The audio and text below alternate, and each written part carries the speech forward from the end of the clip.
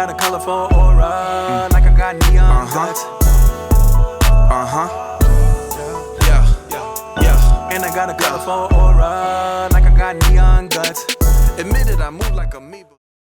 What's going on, G-Maners? Welcome back to the G-Man Fan Club.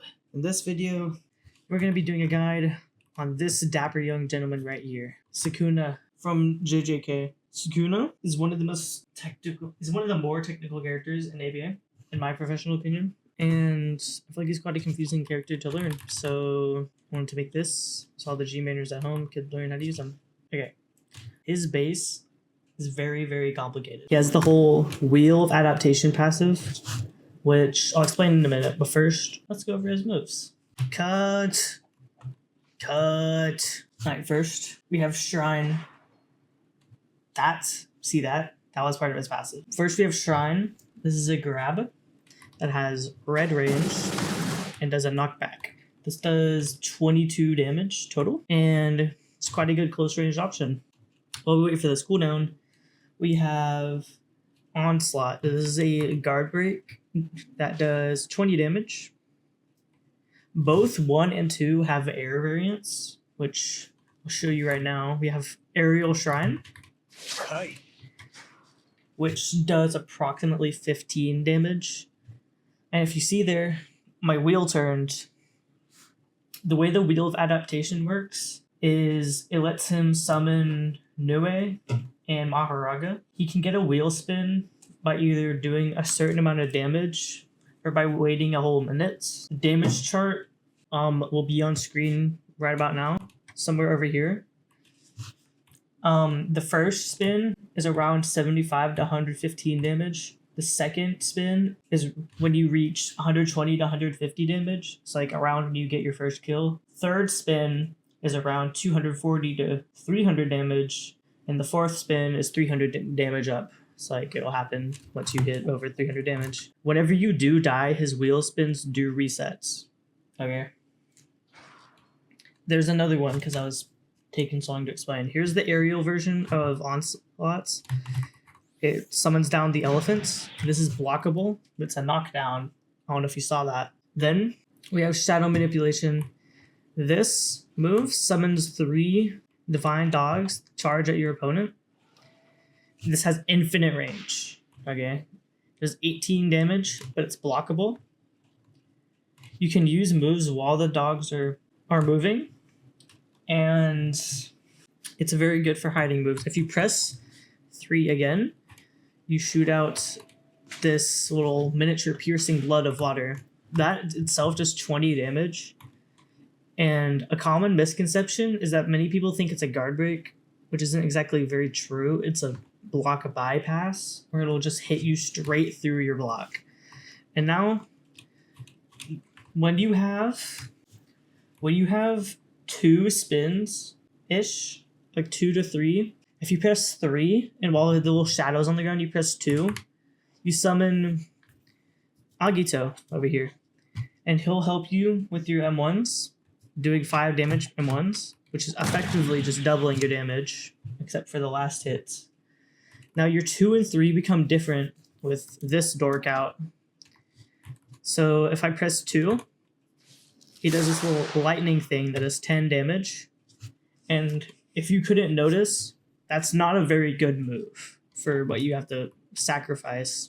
And I'll show you right now what you miss out on by using that. Okay, so when you summon Agito, if you press 3 instead of 2, he bends down and puts this. As you can see, that heals you so much health. And you can block, you can attack everything while that is going on, and you can even heal your teammates. You just have to be standing. It's a little green fog mist. I'm not sure if it can heal enemies, but nonetheless, let's move on to move number 4, Furu's Blessing. This move has 5 different attacks inside of one, technically. It all depends on what stage of your wheel spin you're on. So while you're playing this character, you're going to want to pay very close attention to like whenever your wheel spins. And let's get right into it. Okay, so when you have 0 to 1 wheel spins, whenever you press 4, it'll just do that. All right, that's it. This is a combo extender, however, which is one of his only combo extenders in base. As you can see, there's a little bit of green there, but it does actually work if I down sim and do it. Then, let's get some spins. Hold on.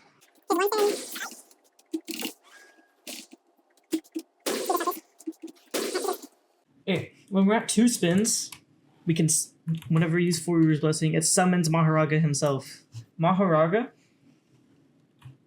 he himself does the spins. Whenever you hold F, he blocks for you. So he'll take the damage. Whenever he gets guard broke, he's kind of stuck like Chuck until he's out of stun, which is so much longer than a player.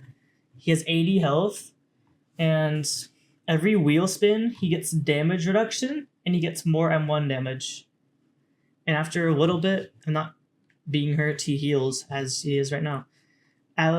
Like Agito, he also M1s beside you, effectively doubling your M1 damage. Now, whenever he's out, he will do this whenever you press him. That's a knockbacking slash that's blockable and is 10 damage. The real use of Maharaga is using him in combos. So if I do this, then Furu's Blessing, he slams that back down, allowing me to extend, as you can see. And it's a pretty easy combo right there. He has more properties with this, for like, I guess I could word it that way. He's weird. It's a weird gimmick. If I go in the air and knock back, I could use him to send them back to me. I don't know why you'd ever want to do that, because your M1s will still be on cooldown. In the time frame, you can do this. And once you reach, I think it's that spin right there. And now if I press Furu's Blessing, he does the world cutting slash. This in itself isn't very impressive, right? It's not very impressive at all. It's 45 damage, sure, guard breaks, but that makes you lose on with the combo extender, right? This has a use coming into his mode. This is a one-time use per life. And if Maharaga for some reason dies, or if Sukuna runs out of mode, oh, there he goes, then Furu's Blessing becomes this, well, Fire Extinguisher. Has 15 damage, knockbacks, makes a smoke screen, which is honestly not that bad of a downgrade. Alright, let's go straight into his awakening.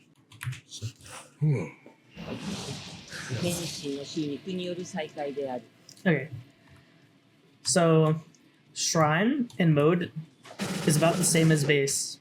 If you see the little zoom in and out, that's because this move can black flash.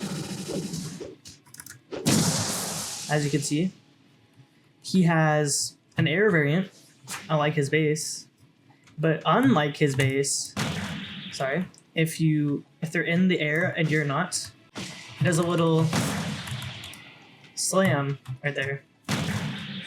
Axe kick is this little like slam that he catches. Ravager, when used from afar, is a 45 damage slash, which is a lot of damage. Up close, it does a little grab. Divine Blessing on the ground, uses his cursed tool to summon down lightning. In the air, has a little fire arrow.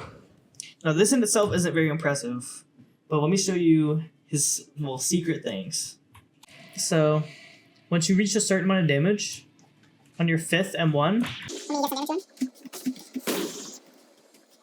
your 5th M1 will become a black flash.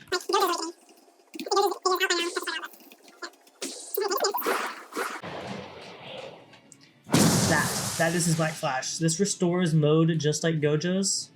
So he has 2 means of black flashing, because he also has this. But if you don't see the zoom in, you can't black flash. Now, if you press 3, 2, 1 very quickly, you do a world cutting slash. This is probably, in my opinion, the best one-shot in the game. It destroys the map and instantly kills people, and it works through iframes, which is crazy. It does 150 damage. It's a one-time use. It bypasses block, so you're guaranteed dead. Now to talk about his other passive and his other one-shot.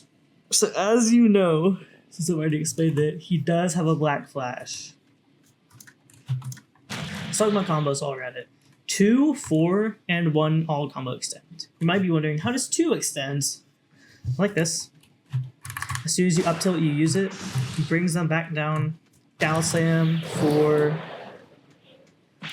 dead. Right. I don't know why 2 does that.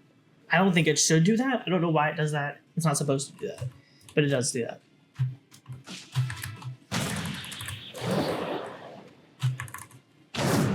You can also move stack with the black flash. But as you can see, basically, whenever you get that zoom in, you basically are guaranteed to have it. In some cases, it'll even work either way. You always have world pinning slash, which works through iframes. And whenever you do black flash, you press a G, and it uses his domain expansion. This does a bunch of damage to everyone here. It turns the aerial variance of 4 into another move, which I did wrong, so I will be redoing. See? Now I use my domain extension. This ends your mode, so it's very highly advised to use at the end of your mode. But holding space with this turn, he says Fuga. That's a one-shot. That is 120 damage. Guard breaks. My mode's over. That's basically all Sukuna has to him.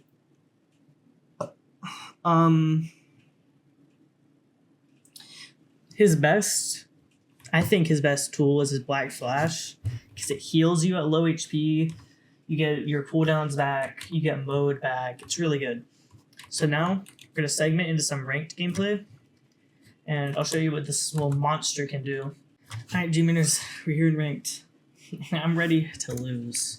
I hate this map, personally. If any ABA developers are watching, please remove this map from the ranked pool. I hate it. The stupid terrain differences just make it impossible to combo on like anything. Just one, like you combo them the wrong place, up there goes your combo. Alright, so of course we're playing Sukuna. I don't have his legendary skin. I'd use it if I did.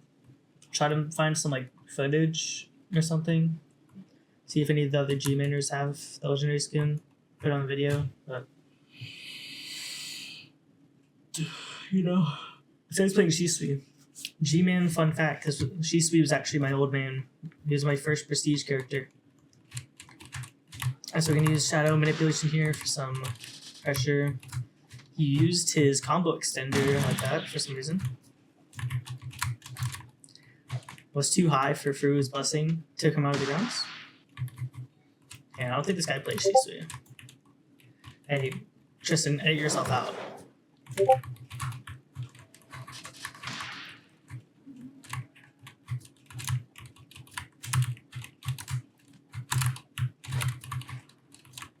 Alright, as you can see, it's not really a good combo extender, but it's good for neutral, which I'm not very good at, apparently.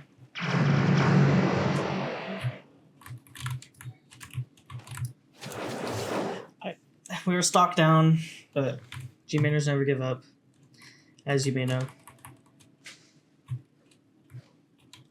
That's a really good way to counter Sukuna. It's just double jumping.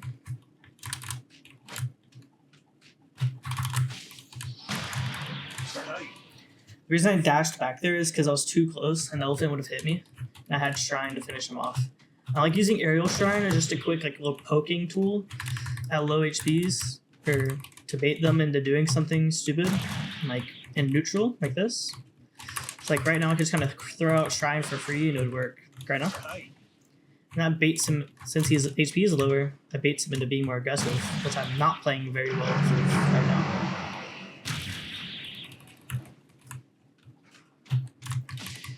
Maharaga!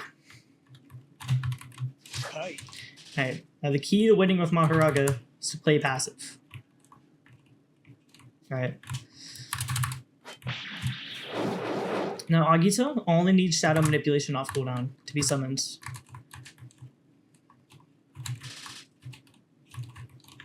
He knows I want the heal. But see, he just couldn't do anything about it. He just had to watch helplessly as I healed. And my mode's ready. He's comboing Maharaga for some reason. World cutting slash. And that's game. He has one stop left and has the best one shot in the game. Goodbye. That was a pretty good game, if I do say so myself, Demoners. As you can see, he did use a move there, but don't worry, they can do damage too.